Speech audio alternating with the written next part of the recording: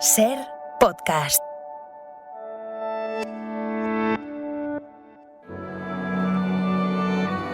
Bienvenidos a Sucedió una noche, un programa dedicado al mejor cine de todos los tiempos.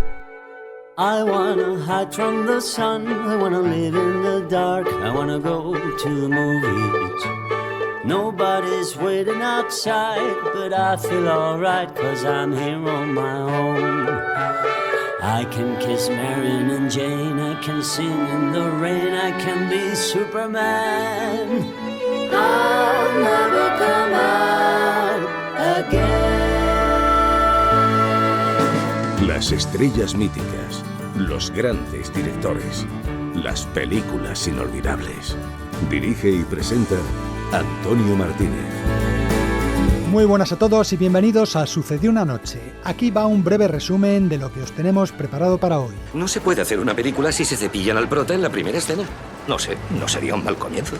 Es cierto, funcionó en American Beauty y en El crepúsculo de los dioses. ¿Y en Casino? Y en alguna más. Nosotros os vamos a hablar de una de ellas, de los 25 años que cumple American Beauty desde su estreno. American Beauty, Kevin Spacey, me parece genial. Charlaremos con César Bardés, autor de un interesante libro de anécdotas de cine, y también celebraremos el centenario del nacimiento de una leyenda del cine que hasta los mismos Soprano admiraban. Chicos, permitidme que os presente a la señora Loren Bacall. Loren, ellos son Carmine Tozzi y Christopher... Moltisanti, enorme admirador. Gracias. Estuvo genial en Teniendo y Sin Tener.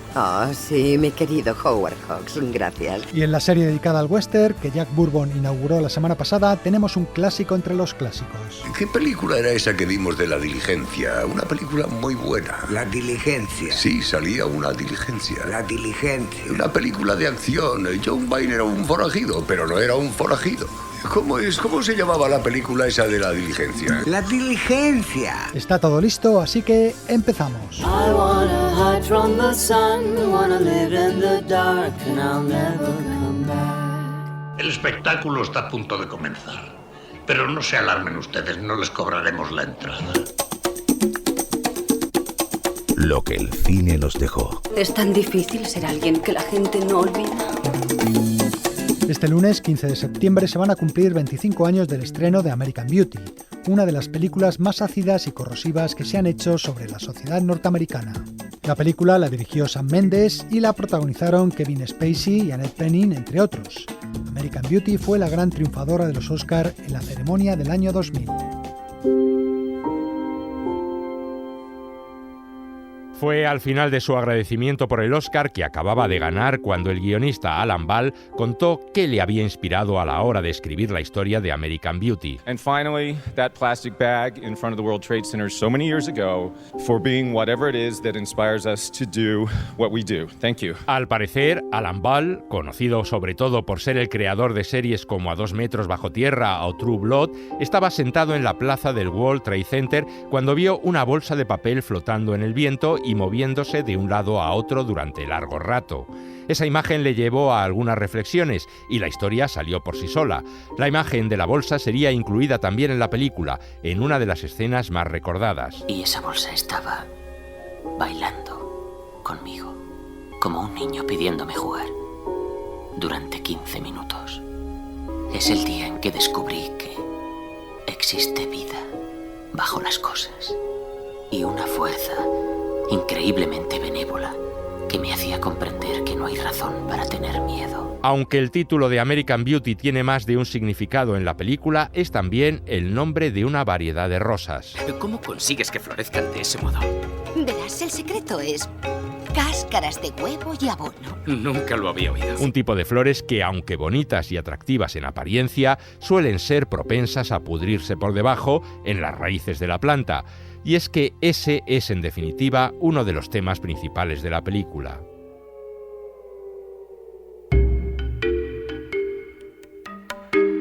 Me llamo Lester Burham. Este es mi barrio. Esta es mi calle. Esta es mi vida. Un plano aéreo nos muestra un barrio residencial de Estados Unidos. Vemos una preciosa casa en la que vive lo que parece ser la típica familia norteamericana: un padre, una madre y una hija adolescente. Aparentemente nos encontramos ante ese ideal llamado sueño americano que nos han vendido en películas, series y anuncios de televisión, pero enseguida comprobamos que el sueño es más bien una pesadilla. Aquí me tienen, cascándomela en la ducha. Para mí, el mejor momento del día. A partir de aquí, todo va a peor. Y es que American Beauty es una despiadada disección de la sociedad norteamericana, de los sueños que no se cumplen, de las frustraciones que van minando poco a poco la vida. También es un retrato de la hipocresía conservadora y de la gente que vive en un mundo de apariencias. Oye, solo hazme un favor.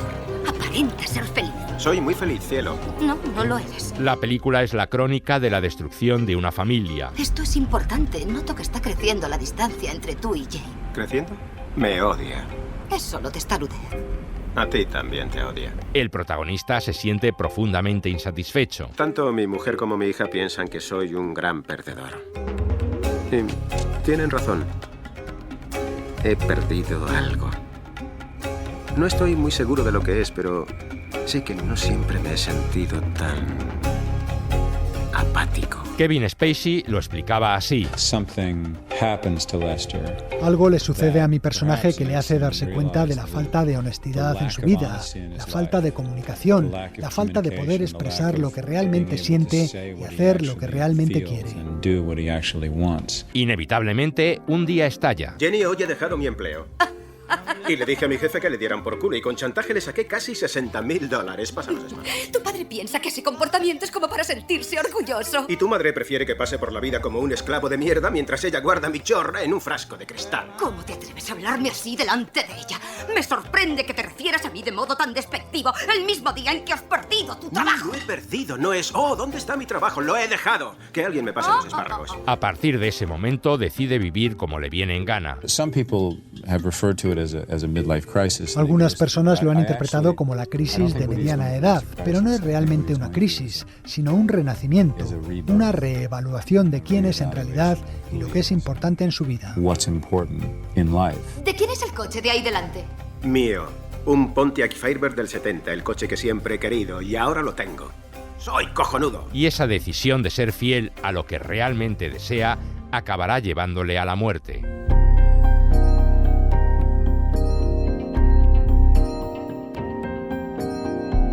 Fue Steven Spielberg, con su buen ojo clínico, el que compró el guión para su productora DreamWorks nada más leerlo. Le gustaban los constantes cambios de registro que van de la comedia al drama, su acidez corrosiva, la denuncia de la hipocresía, su crítica al sistema y al afán de conseguir dinero a toda costa, con lo que eso produce en el ser humano. ¿Quieres salsa sonriente? No. En realidad, querría presentar una solicitud. No hay puestos de encargado, solo de mostrador. Bien. Quiero tener la menor cantidad posible de responsabilidad. Sorprendentemente, Spielberg encargó la dirección a un director debutante, el británico Sam Mendes, que venía del mundo del teatro. Sam hizo uno de los debuts más prometedores que he visto en todos los años que llevo ayudando a jóvenes cineastas a empezar. Nunca he visto algo tan extraordinario como su debut. Spielberg no se equivocaba. Sam Mendes se ha convertido en un director notable, responsable de películas como Camino a la perdición, Revolutionary Road o 1917, por la que ganó su segundo Oscar en 2020. Para los papeles protagonistas eligió a 3 actores ya consagrados: Kevin Spacey, Annette Bening, que interpreta a la esposa, y Chris Cooper, que interpreta al vecino intolerante y reprimido que desencadenará la tragedia. ¿Por qué los maricones tienen que pasárnoslo siempre por la cara? ¿Cómo pueden ser tan desvergonzados? De eso se trata, papá. No creen que haya de qué avergonzarse. Pues sí lo hay. Junto a ellos, 3 jóvenes actores que empezaban a destacar. Thora Birch es la hija del matrimonio y Wes Bentley, el hijo del vecino, aparentemente un friki que graba todo con su cámara de vídeo, aquel que filmaba la bolsa mecida por el viento. ¿Por qué grabaste eso? Porque era asombroso. ¿Qué tenía de asombroso? Cuando ves algo así, es como si Dios te mirase a los ojos por un instante. Y si estás atento, puedes devolverle la mirada. ¿Y qué ves? Belleza. La tercera joven promesa y en su día gran revelación de la película es Mena Suvari, dando vida a una amiga adolescente de la hija que despierta los sueños eróticos de Kevin Spacey y protagoniza otra de las escenas más famosas del film, aquella en la que, en un sueño, aparece metida en una bañera llena de pétalos de rosa. Te estaba esperando. ¿A qué has estado haciendo ejercicio? Se nota. Esperaba que me dieras un baño. Estoy muy, muy sucia.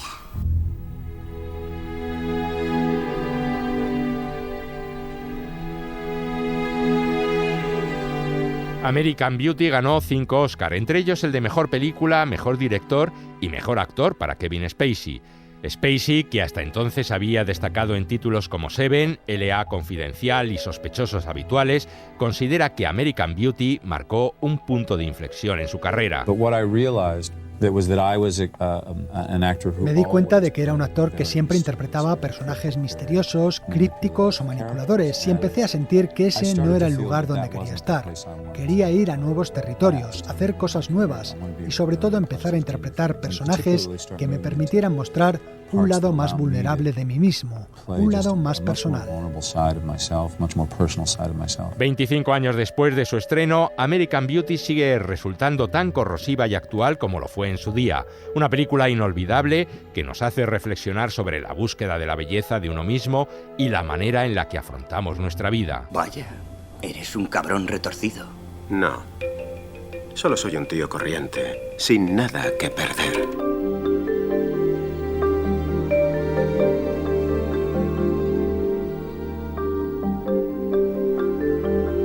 Y tras el primer reportaje del programa, llega como siempre nuestro juego de las películas. Estas son las 3 que tenéis que adivinar esta semana. Fíjate bien, levantaríamos una ciudad y los muchachos tendrían dormitorios, gimnasio, aula... Hipotecas, facturas, deudas, pero sé razonable. Empezaste con 5 chicos, luego 20, después 50. Con todo este terreno te buscarías 100 muchachos. 500. Bueno, 500. ¿Qué? ¿De dónde vas a sacar ese dinero? Tú estás loco.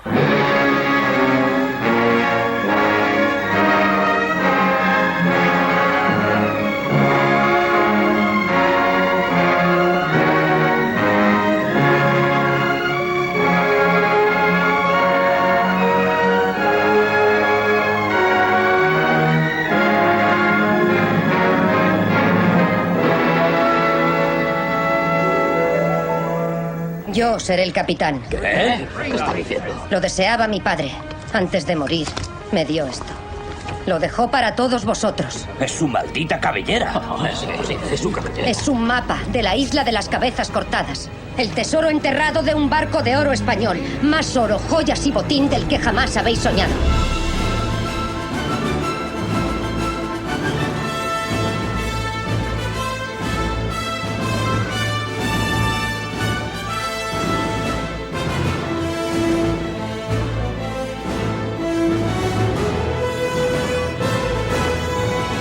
En otro mundo, en otro tiempo, en la era de la maravilla, hace 1000 años, esta tierra era verde y era buena, hasta que se quebró el cristal y un trozo se perdió, un fragmento del cristal.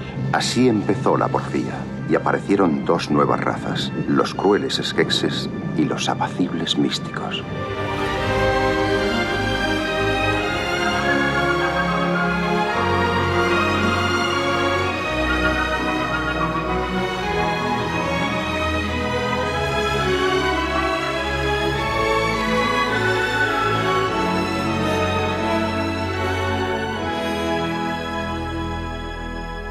Bueno, ¿qué? Eran muy difíciles, un poco creo yo, pero aquí van las soluciones para que salgáis de dudas. Empezábamos con un clásico muy antiguo. Spencer Tracy, en la piel del padre Flanagan, se empeñaba en construir la ciudad de los muchachos, en Forja de Hombres, película dirigida por Norman Taurog en 1938 y por la que Spencer Tracy ganó su segundo Oscar. La música era obra de Edward Ward. En la siguiente el título se decía en el diálogo. Geena Davis tomaba el mando de un barco pirata en la isla de las cabezas cortadas. Una película, por cierto, que está considerada uno de los grandes fracasos económicos de la década de los 90 y que dirigió el que por entonces era el marido de Geena Davis, el director finlandés Renny Harlin. La banda sonora de la isla de las cabezas cortadas era de John Debney. Y terminábamos con la que en su día se promocionó como la única película de acción real en la que no aparecía ningún ser humano. Y esto era así porque sus personajes eran todos marionetas creadas por el padre de los teleñecos, Jim Henson. La película era Cristal Oscuro y el propio Jim Henson la dirigió junto a Frank Oz en 1982. Trevor Howard se encargó de su banda sonora. Dale un título y lo escribirá. Enciclopedia Curiosa del Cine. Parece más una bomba que un libro. El capítulo de nuestra enciclopedia celebra esta semana el centenario del nacimiento de Lauren Bacall, que se cumple este lunes 16 de septiembre. Por eso queremos recordarla en el siguiente reportaje. En los últimos años de su carrera, ya superados los 70 años, Lauren Bacall volvió a encontrar su hueco en el cine. Rodó películas en inglés y en francés, con directores consagrados a veces, pero también casi desconocidos, y nunca faltaba a los festivales de cine donde se presentaban esas películas. Allí, sentada entre actores mucho más jóvenes, costaba ver en ella aquella gran estrella que había sido en el pasado. Pero entonces, después de alguna respuesta, surgía el milagro. Yes. Lauren soltaba su risa fuerte y estridente, tan personal como su voz profunda o su mirada felina, y era como si con esa risa se destapara la leyenda que encerraba. Todos los presentes recordábamos entonces que estábamos ante un verdadero mito del cine, aunque ella nunca cedía a la nostalgia. No dedico demasiado tiempo a verme a mí misma, pero si estoy haciendo zapping en la tele y me encuentro con algo familiar, recuerdo la situación, lo que ocurrió aquel día de trabajo y lo hago con agrado, pero estoy más interesada en el presente. A partir de ese momento, la rueda de prensa se centraba en ella. No faltaba nunca, por ejemplo, la inevitable pregunta sobre el que fue su marido, Humphrey Bogart. Una persona tan extraordinaria, con tanto talento como actor, además de maravilloso como ser humano, se merece estar ahí, ser venerado por todas las generaciones. Es atemporal, siempre lo será, mucho después de que yo me haya ido.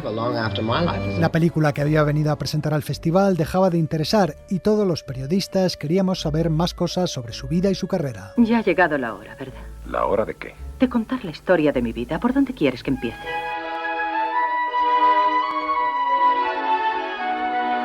Su verdadero nombre era Betty Joan Perske.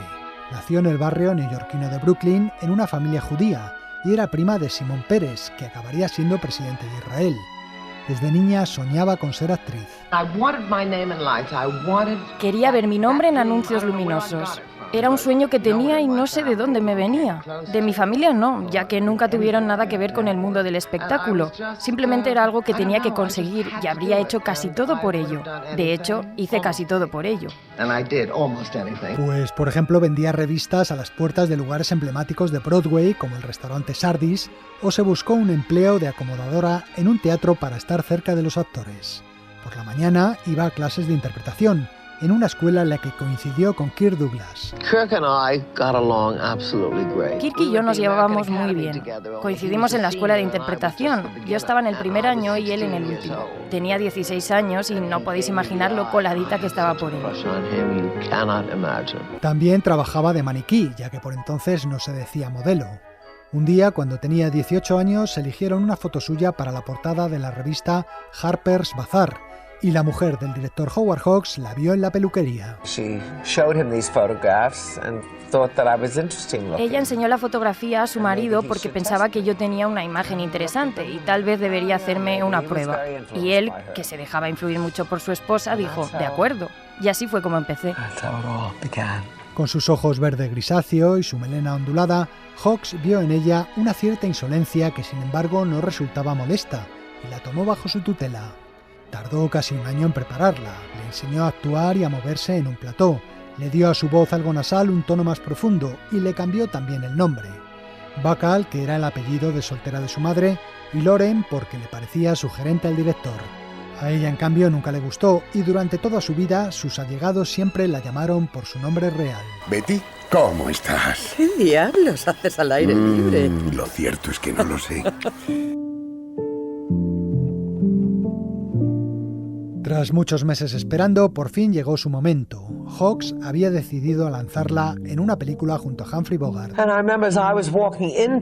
Recuerdo que iba hacia la oficina de Hawks cuando de pronto se abrió una puerta y salió Bogart. Me miró y me dijo: acabo de ver tu prueba, seguro que nos vamos a divertir juntos. La película era Tener y no tener. Voy a coger esa cartera, flaca. Preferiría que no me llamara flaca. Estoy demasiado delgada para que me guste. Déjate de tonterías. ¿Sabes, Steve? No sabía que eras el detective del hotel. Deberías haber elegido a cualquier otro primo que no me debiera dinero. Se le cayó y yo la cogí. Durante el rodaje, Lauren estaba muy nerviosa, le temblaban las manos y también la cabeza. De ese temblor surgió precisamente su famosa forma de mirar. Descubrí que al mover mi cabeza un poco hacia abajo y mirar hacia arriba podía mantenerla quieta y de esta forma mirar hacia un lado u otro sin temblar, pero siempre manteniendo la barbilla baja. Fue así como nació la mirada. Un hecho que los publicistas del estudio aprovecharon para apodarla así, The Look, la mirada. La mirada que derrite, como la llamaba Bogart.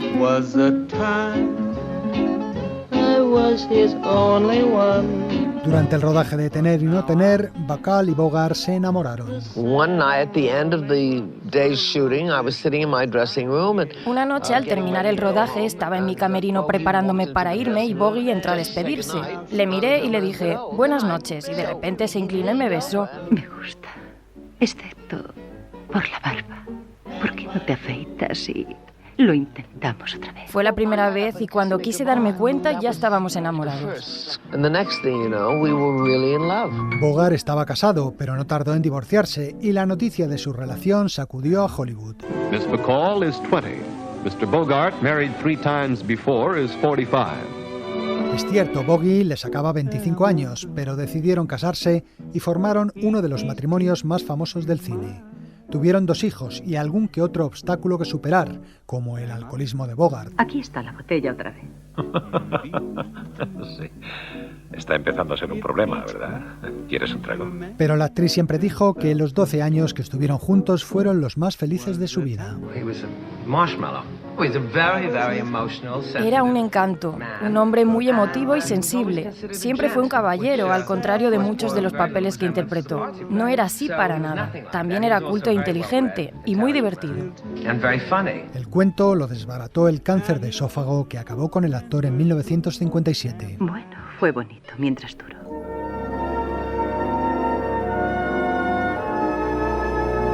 La carrera cinematográfica de Lauren Bacall estuvo llena de altibajos. Cuando estrené mi primera película, los críticos y la prensa decían que era la nueva Marlene Dietrich. Katharine Hepburn, Mae West, Carole Lombard, era todas ellas. Eso fue con la primera película. Con la segunda ya no era nada. Así es, su segunda película, Agente Confidencial, al lado de Charles Boyer, fue un fracaso estrepitoso. La actriz parecía que iba a ser flor de un día, cuando Bogart y Hawks llegaron de nuevo al rescate. No te preocupes, pequeña, volverás, te lo aseguro. La pareja protagonizó otro clásico del cine negro, El sueño eterno. ¿Con qué es usted un detective privado? Creí que solo existían en los libros o que eran unos hombres pringosos que husmeaban por los pasillos de los hoteles. Caramba, no va muy arreglado. Ni tampoco soy muy alto. La próxima vez vendré con tacones, corbata blanca y una raqueta de tenis. Dudo que eso le sirviera de algo. Lauren volvería a compartir reparto con su marido en 2 películas más, La senda tenebrosa y Cayo largo. Películas que cimentaron definitivamente su estatus de gran estrella. Señora Bacall, su limusina es la segunda, empezando por el final. Rodó también melodramas como Escrito en el viento, de Douglas Sirk, o un musical de jazz, El trompetista, junto a su viejo amigo Kirk Douglas. Y probó su vis cómica al lado de Marilyn Monroe en Cómo casarse con un millonario. Si te dejasen elegir entre todos los hombres del mundo, ¿con quién contraerías matrimonio? ¿Con un rico o con un pobre? Creo que preferiría al más rico. No cabe duda, está claro. Vamos a trabajar de firme y meteremos todo cuanto ganemos en esta sociedad pro matrimonio de interés. Y sobre todo hemos de prometer no claudicar por menos de 6 cifras al año. Otra de sus mejores películas fue otra comedia, Mi desconfiada esposa, con Gregory Peck de compañero. Su rodaje coincidió con los últimos días de la vida de Bogart. Era muy extraño vivir de aquella manera. Estar con Boggy, que tenía aquella enfermedad espantosa, y luego ir al plató a rodar una comedia. Fue difícil, pero Greg, que era un hombre maravilloso, me ayudó mucho y nos hicimos buenos amigos. Esa película me alivió en aquellos días terribles. Iba al estudio y me centraba en la comedia, aunque luego tenía que volver a casa y enfrentarme con la realidad. Durante su matrimonio, la pareja adquirió fama de grandes anfitriones. En su casa se reunía un grupo fijo de amigos, entre los que estaban Katharine Hepburn y Spencer Tracy, David Niven, Judy Garland o Frank Sinatra. Precisamente con Sinatra, tras la muerte de Bogart, la actriz viviría un romance muy publicitado por entonces que casi acaba en boda. Creo que solo buscaba continuidad. Él era parte de nuestro círculo privado. Nos habíamos hecho muy amigos en los últimos años de la vida de Boggy, así que estar con Frankie era como recuperar la normalidad. En cualquier caso, la cosa no funcionó y me alegro de que no funcionara.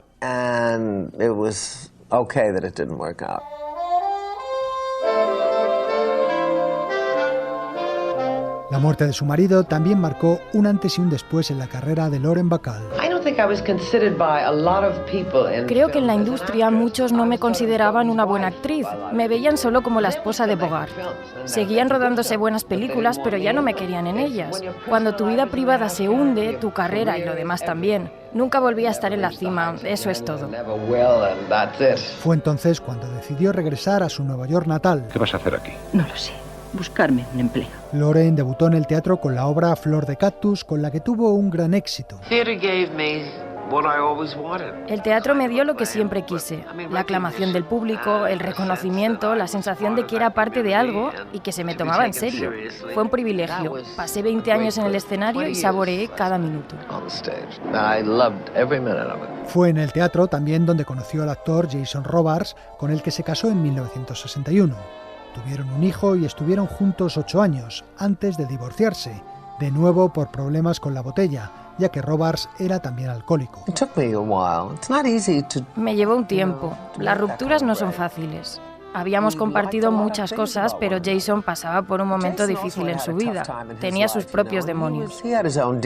El mayor éxito de Lauren Bacall en Broadway llegó en 1970. Welcome to the theater, to the magic, to the fun, where painted trees and flowers grow and laughter rings fortissimo and treachery sweetly done. Ya superados los 45 años, la actriz se atrevió con un musical, a pesar de que nunca antes había tocado ese género. Se trataba de Aplauso, una versión musical de la película Eva al desnudo, con la que cosechó un gran triunfo. Ladies and gentlemen, the Tony Award winning, here from Applause, Miss Lauren Bacall. Ganó el premio Tony, premio que volvería a ganar en 1981 por La Mujer del Año, basada también en la película del mismo título.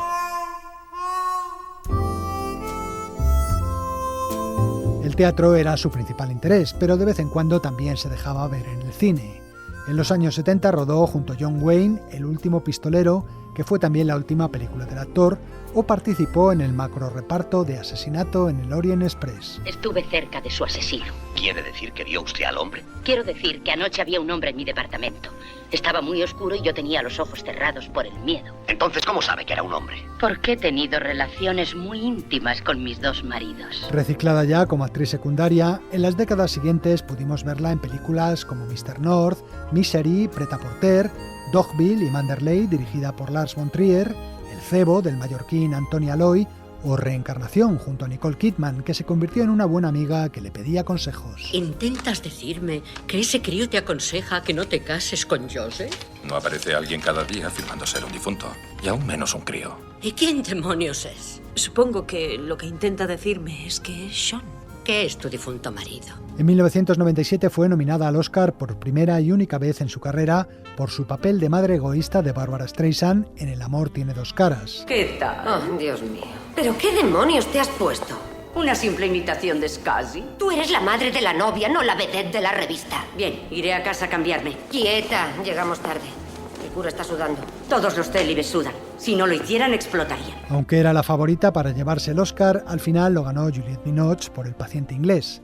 No obstante, en 2009 la Academia de Hollywood le concedería uno honorífico por toda su carrera, premio que ella recibió con un gran júbilo, alzando la estatuilla y exclamando: A man at last. Un hombre al fin.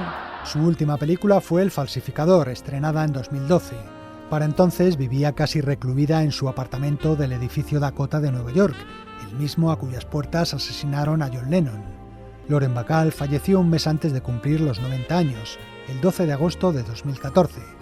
Algunos obituarios, quizá un poco cursis, dijeron que había acudido al silbido de Bogart para reunirse con él en el más allá, aludiendo a la famosa escena de Tener y no tener. Sabes que conmigo no tienes que fingir. No tienes que decir nada y no tienes que hacer nada. Nada en absoluto. O tal vez solo silbar. ¿Sabes cómo hacerlo, verdad, Steve? Tienes que juntar los labios y soplar. De ser así, no nos cabe duda de cuál habría sido el silbido de Bowie. You just put your lips together and...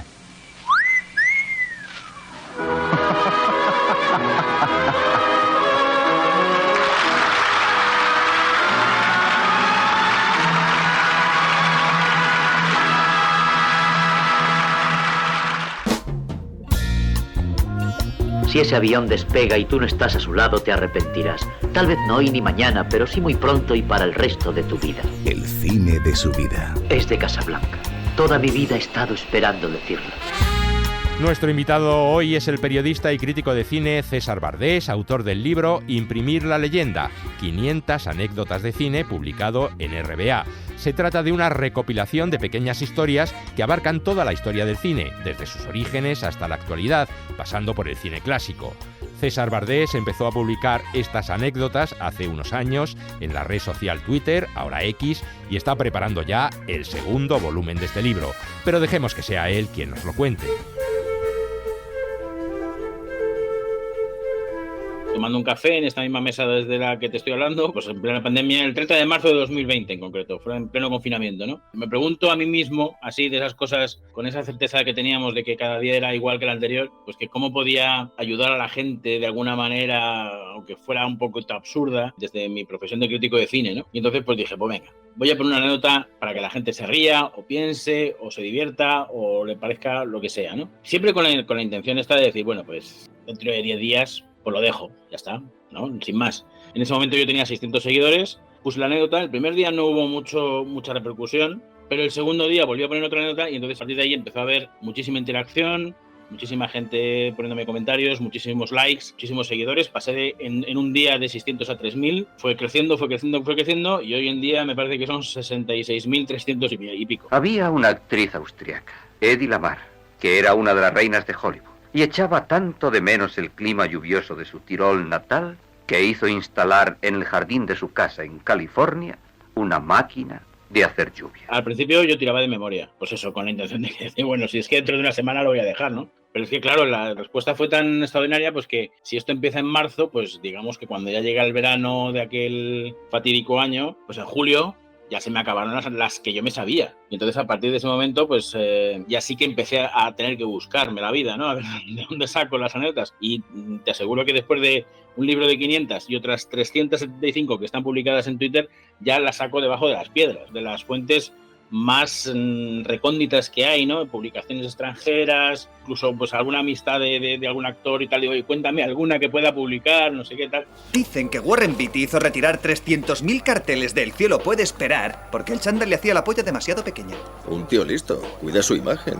A ver, yo he procurado que todas y cada una de ellas, he procurado confirmarlas al menos por 2 fuentes. Todas, ¿eh? Que eso también lleva su trabajo. Hay una, por ejemplo, dedicada a Fritz Lang, con su entrevista con Joseph Goebbels y tal, que al final de la anécdota, incluso llego a decir, parece ser que no es muy cierto determinadas cosas de esta anécdota, ¿no? Tal y como la contó Fritz Lang. Pero tenemos que tener en cuenta que la principal fuente de todas estas anécdotas son los propios protagonistas.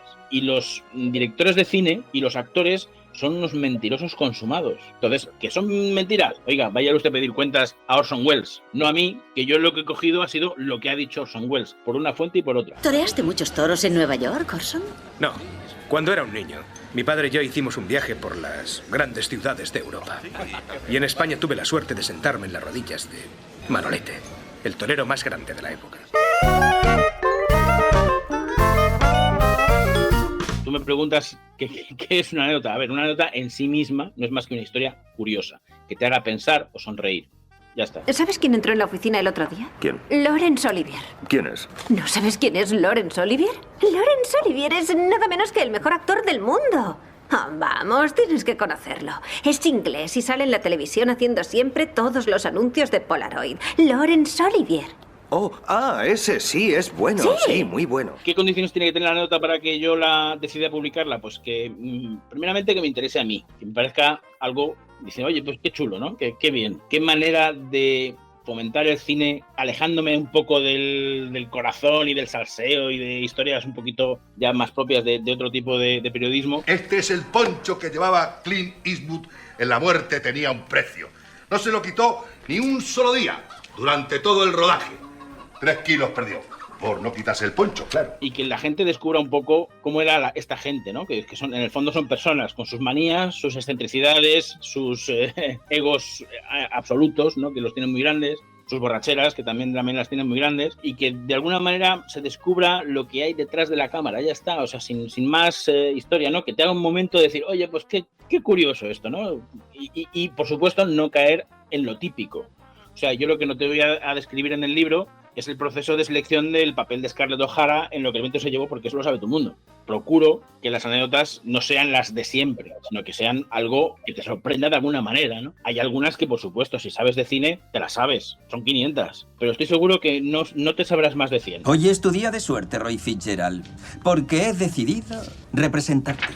¿Sabes cuál es mi talento? Saber en los primeros 30 segundos si alguien tiene madera para ser estrella.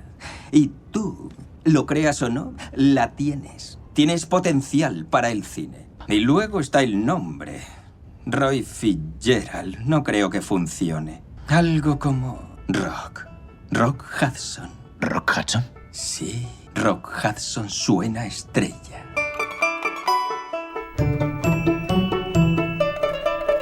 O sea, evidentemente, la maquinaria propagandística de los grandes estudios americanos fabricaron multitud de historias que no eran verdad, solamente para promocionar la película o al actor o a la actriz en cuestión. No hay muchas de esas, ¿eh? Algunas sí que hay, pero no hay muchas de ese tipo en el libro. Por otro lado, no me ocupo solamente del cine americano, también hay anécdotas españolas o europeas, ¿no? A lo mejor ahí hay un poco más de verosimilitud en lo que cuentan, porque son menos dados al marketing excesivo, ¿no? Pero vamos, en cualquier caso, yo creo que es el lector el que tiene que decidir si es leyenda o realidad. Mira, un pedazo de la bañera de Errol Flynn.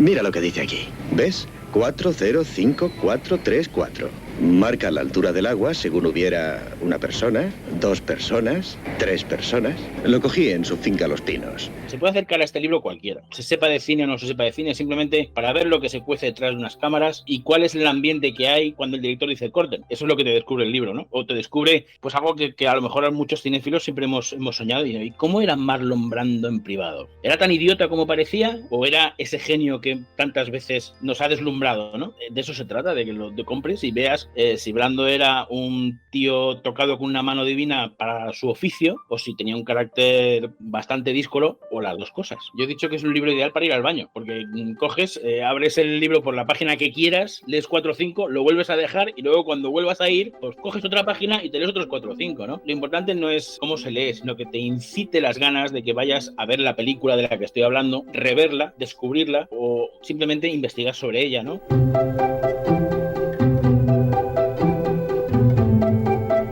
Sucedió una noche. El cine clásico en la SER. Jack Bourbon presenta Diligencia hacia el oeste. Alabado sea el Señor. No pensábamos que pudiese llegar ninguna diligencia con los apaches metidos en faena. Un recorrido por los mejores westerns de la historia. Porque ya no hay películas como las de antes. Me refiero a las buenas. Las mejores, las del oeste. ¿Qué tal, amigos? Hoy os traigo una de las mejores películas de todos los tiempos. Ya hemos contado en alguna ocasión que Orson Welles dijo haber visto La diligencia de John Ford más de 40 veces para aprender a hacer cine y poder rodar después Ciudadano Kane. Incluso copió algunas cosas, como que los techos fueran visibles en las tomas interiores, algo que ocurre en la película de Ford y que no era nada habitual en el año 1939, cuando se estrenó. De La diligencia se ha dicho que fue la película que elevó el western a la categoría de género cinematográfico de pleno derecho, aunque, si somos justos, ese mérito debería compartirlo con otras 3 películas estrenadas también ese año 1939. Unión Pacífico de Cecil B. DeMille, Tierra de Audaces de Henry King y Dodge, Ciudad sin Ley de Michael Curtiz. Los viajeros para Dryford, Apache Well, El Vado y Losburg.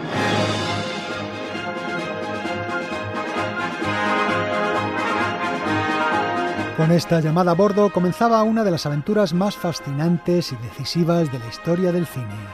Con su película, como decía Bourbon, John Ford iba a contribuir a revolucionar el western, al lograr que fuera reconocido por su valor artístico, cuando hasta entonces era un género considerado tan solo un entretenimiento intrascendente. Gracias, hijo. Los cumplidos profesionales siempre agradan. Así es. John Ford demostró que el género del oeste podía ofrecer también historias de interés humano y no solo sencillas aventuras estereotipadas. Y es que La Diligencia es a la vez un relato de acción y aventura emocionante como un cuidado estudio de personajes. ¿Quién es ese caballero? No es un caballero, señora Mallory. Claro que no. Es un jugador profesional. El taur, la dama, el pistolero, el médico borrachín, la prostituta de salón, el sheriff, una serie de personajes típicos del western viaja en una diligencia que será atacada por los indios. Acepte mi consejo, señora. No emprenda este viaje. Mi esposo está con sus tropas en Dryford. Si hay peligro, juntos lo afrontaremos. Cada uno de los protagonistas tiene buenas razones para realizar el viaje y afrontar el peligro. Eran 3 contra 1 cuando los Plumer juraron que mató a su capataz y le encerraron. Y habrá 3 contra 1 en Losburg. Hay ciertas cosas de las que un hombre no puede huir. John Ford compró por poco dinero los derechos del relato original que se había publicado en una revista un par de años antes. Un relato que a su vez se basaba en un cuento de Guy de Maupassant titulado Bola de Sebo, ambientado en la Francia del siglo XIX. En él, una serie de personajes huía en un carruaje del ejército prusiano. ¡Tome mi brazo, Madame la Condesa! ¡La carreta espera! ¡A la guillotina! Aquel relato le permitía a Ford desarrollar uno de sus temas favoritos, la aceptación del otro.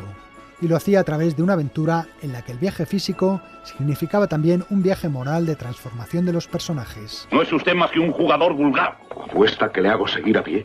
No puede echarme de un vehículo público. Señores, repórtense, por favor. Tenga calma, Gatewood. Tal vez necesitemos esa furia antes de llegar al vado.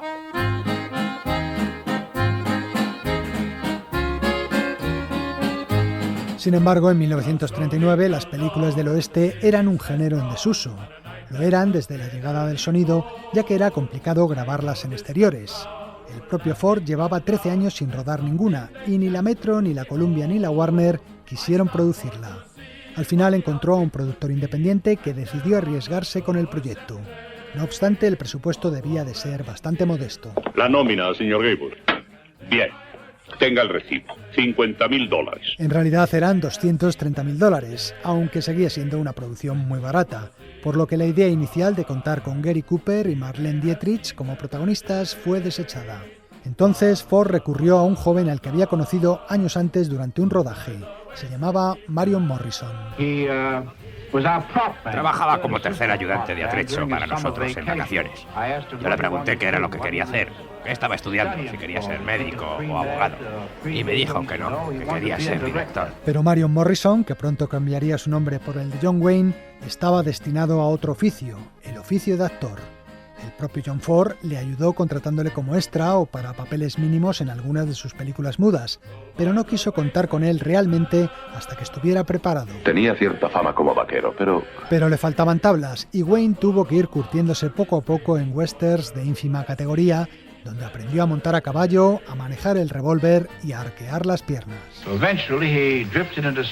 vez en cuando colaboraba conmigo en proyectos de menor importancia mientras iba creciendo como actor, y cuando llegó la oportunidad de La Diligencia, quise contar con él.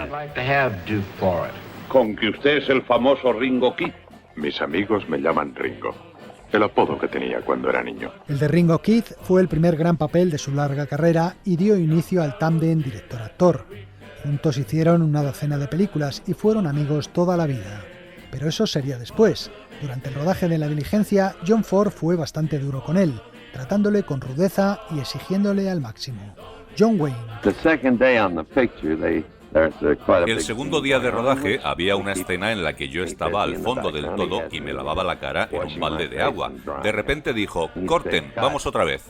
Yo no era consciente de que había cortado por mí, pero al repetir la toma dijo otra vez, ¡corten! Y me gritó muy enfadado, ¿es que no sabes lavarte bien la cara? Luego descubrí que era algo que solía hacer con los actores que no tenían una parte importante en la escena, para que estuvieran siempre alerta y listos para cuando tuvieran que hacer algo realmente.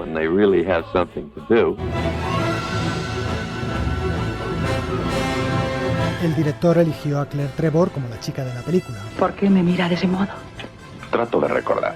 ¿No la he visto antes en alguna otra parte? Hoy está bastante olvidada, pero Claire Trevor era por entonces la actriz más conocida del reparto, y es ella quien encabeza los títulos de crédito.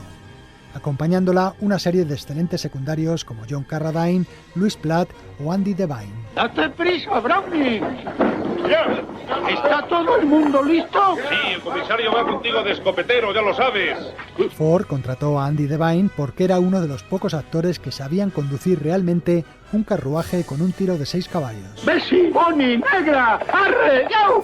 También estaba Thomas Mitchell, que interpretaba al Dr. Borrachín.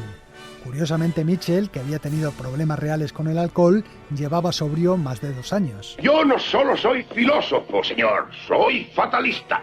Alguna vez, en cualquier parte, habrá una buena bala o una mala botella esperando a Josias Boone. ¿Qué importa cuándo o dónde? Thomas Mitchell ganaría el Oscar al mejor actor de reparto por su papel en La Diligencia, aunque podemos decir que venía bien entrenado. En 1938 ya había sido nominado a la estatuilla por interpretar también a un médico alcohólico en otra película de John Ford, Huracán sobre la isla. El director empezó rodando las escenas exteriores, entre ellas la que iba a marcar el momento cumbre de la película y una de las secuencias más recordadas de la historia del cine, el ataque indio. ¡Paloma! ¡Arre! ¡Arre! La escena comienza con un plano magistral. Una larga panorámica desde la cima de una montaña muestra el desierto por el que transita la diligencia.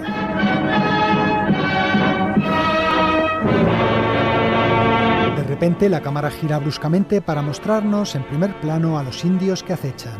Su mirada es la de la cámara y la diligencia aparece ahora como la presa a cazar. ¡A todo galope! ¡Venga, suave! Después, la persecución. Casi 7 minutos de emoción, pocas veces igualada en el cine. 300 jinetes, auténticos indios navajos, participaron en la escena y Ford rodó muchos de los planos con la cámara encima de un automóvil corriente, a 60 km por hora. Todo ello en un solo día. No obstante, algunos planos de la escena serían muy discutidos por los eruditos del cine. Señor Ford. Sí, ¿qué pasa? ¿Quién eres tú? Soy Martin, de Meritorio de Script. Es que si pone usted la cámara ahí, se va a saltar el eje de filmación. ¿El eje de qué? ¿Qué coño estás diciendo? A ver. Antes ha rodado usted a los indios pasando de izquierda a derecha y si pone la cámara ahora pasarán de derecha a izquierda y el espectador se va a despistar. Yo es que me he estudiado los manuales de Einstein, de Griffith. Chaval, ¿qué hora tienes? Las 6:30. ¿Y sabes lo que pasará dentro de una hora? Pues que el sol se habrá ido. Mira, aquí lo que interesa es que la escena sea emocionante. Si me quedo en el otro lado, los caballos aparecen iluminados por detrás y con la iluminación trasera no se aprecia la velocidad a la que corren. Así que yo me coloco donde les dé la luz a los caballos, ¿entendido? Lo del eje ese que dice, se lo cuentas al productor y le explicas que sería mejor filmar mañana y que para eso tendrá que pagar un día más de rodaje. A ver qué te dice eso en los manuales de Einstein y de Griffith, ¿eh? John Ford decidió saltarse las normas del RACOR en nombre de la razón práctica y no por motivos ocultos o metafóricos, como algunos han llegado a decir. El especialista Yakima Canut jugó también un papel fundamental en el rodaje de la escena. Mira, Yakima, tú saltas desde tu caballo al primer caballo de la diligencia. Luego te disparan y caes por el centro dejando que toda la diligencia pase por encima de ti. Hay que hacerlo a la primera, ¿entendido? No problema. Bueno. Ay, yo no sé si este tío es que no me entiende nada o todo le parece fácil porque nunca dice que no. Si veis la película comprobaréis que eso es exactamente lo que hace el especialista, sin trampa ni cartón. John Ford quedó tan contento que le hizo un pequeño homenaje en la película. ¿Qué pasa, Mi mujer Yakima se me escapó. Cuando me desperté ya no estaba. El director bautizó como Yakima al personaje de una mujer india. Ya encontrarás otra mujer. Pues claro que la encontraré, pero lo malo es que se llevó mi rifle y mi yegua. Mujer ya encontraré otra, pero yegua como esa no la encontraré. Mala Yakima. La escena del ataque indio terminaba con un hecho que a partir de entonces se convertiría en un clásico en las películas de indios. ¿Han oído? ¡Es la trompeta!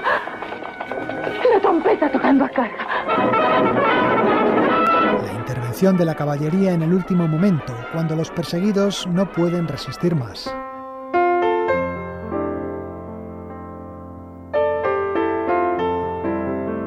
Las escenas exteriores se rodaron en un paisaje arisco y de gran belleza llamado Monument Valley, territorio reserva del pueblo navajo. Este lugar salvaje, donde no había ni siquiera carreteras para llegar a él, entraría a formar parte inseparable del cine de John Ford y lo utilizaría en 8 películas más. Los coyotes me crispan los nervios, aúllan como un niño llorando. El director daba trabajo a los indios en sus rodajes y enviaba ayuda económica en los años malos. En agradecimiento, los navajos le llamaban Nathan y Ned, que significa jefe alto. En cuanto a las escenas de interior, se rodaron en estudio, con Ford y su guionista Dudley Nichols rehaciendo el guión sobre la marcha. En total, el rodaje solo duró 4 semanas y el director consiguió ahorrar varios miles sobre el presupuesto previsto.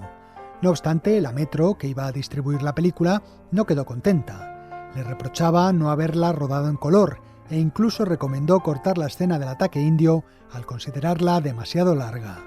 Ford les cerró la boca a todos cuando se estrenó la película y se convirtió en un gran éxito. Ganó 2 Oscar, el de Mitchell y el de Mejor Banda Sonora. Fue nominada también a la Mejor Película, pero aquel año la competición era muy difícil, como recordaba el propio John Ford. Creo que en Hollywood somos muy particulares con los premios de la Academia. Tratamos de ser muy justos. El mismo año en que competía La Diligencia, la favorita era Lo que el viento se llevó. La opinión general decía que era Mejor Película, y yo estoy bastante de acuerdo. No ganó el Oscar, pero La Diligencia permanece hoy en día como una de las mejores películas de la historia del cine. Dentro de todo, el viaje ha sido sumamente interesante y provechoso, ¿no creen? Con ella comenzaba la edad madura del western, género que resurgió a partir de entonces. Una película perfecta que incluso tiene escenas proféticas. Yo tengo unos lemas, caballeros, de los que deberían blasonar todos los periódicos del país. América para los americanos. El gobierno no debe intervenir en los negocios. Reducir impuestos. Lo que necesita el país es un hombre de negocios como presidente. No es extraño que hasta Donald Trump la tenga entre sus favoritas.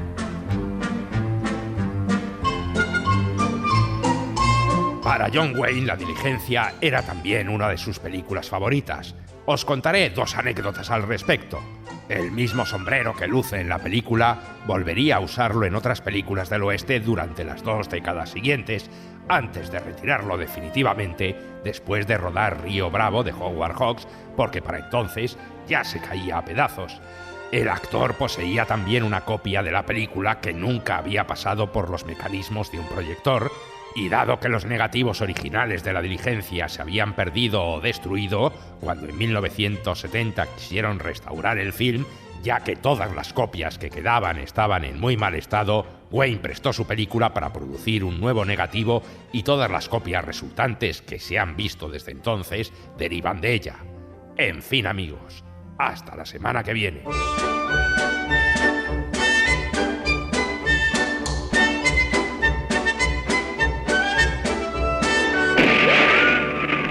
Continuará.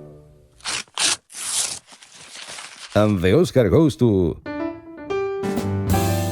We are really honored to present the award for Best Song in a Motion Picture.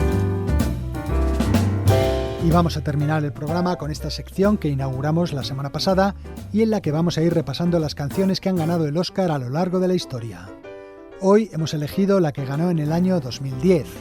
El cantante Ryan Bingham era autor e intérprete de The Weary Kind, una canción perteneciente a la película Corazón Rebelde, por la que en esa misma ceremonia Jeff Bridges ganó el Oscar al mejor actor, interpretando a un cantante country.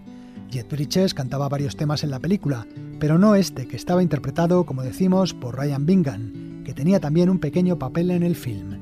Con ella os decimos adiós hasta la semana que viene. ¡Chao! Your heart's on the loose. You rode them sevens with nothing to lose. This ain't no place for the weary kind. You called all your shots, shooting a ball at the corner truck stop. Somehow this don't feel like home anymore.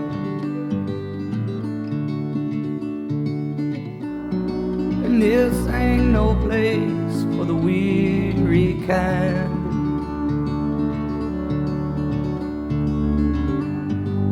This This ain't no place to lose your mind.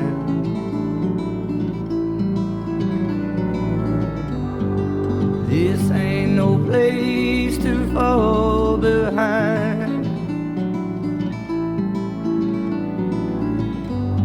Pick up your crazy heart and give it one more try.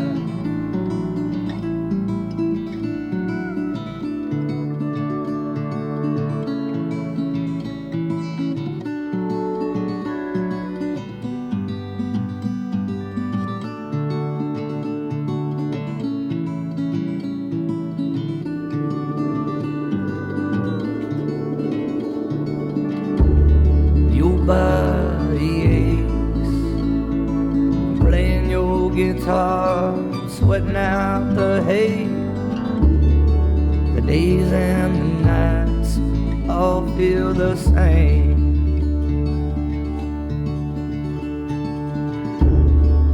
Whiskey has been a thorn in your side. It doesn't forgive.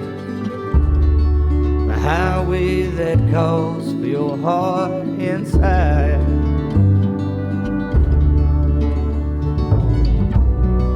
This ain't no place for the weary kind.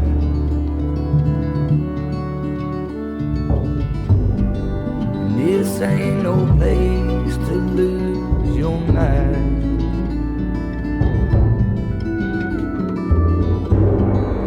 This ain't no place to fall behind. Pick up your crazy heart and give it one more try.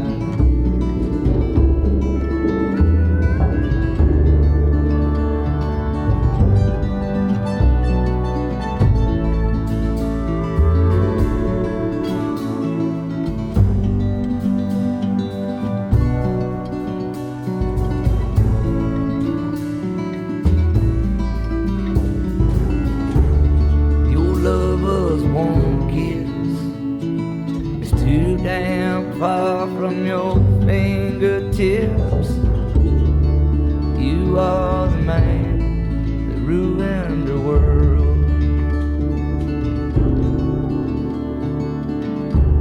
Your heart's on the loose. You rolled them sevens with nothing to lose. This ain't no place for the weary kind.